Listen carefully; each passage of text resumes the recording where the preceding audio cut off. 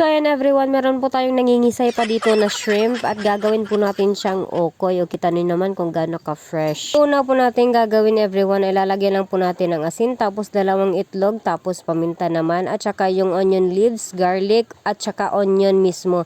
At yung isang pack ng ating tasty boy. Tapos halu-haluin lang natin at lalagyan ulit natin ng isang itlog para naman mas mag-bind ang kanyang mixture. Kapag ganyan na yung consistency everyone, ay ready na po nating iprito ang ating fresh shrimp. O ayan, nanlalaban pa yung iba. So ayan guys, atin na pong isa-isahin na iprito hanggang sa maubos po nating iprito lahat ng ating ginawang mixture ng ating shrimp okoy. At ito na nga everyone, ready na ang ating ulam for this lunch. Late na naman, pero okay lang yan kasi late din naman tayo nag-agahan.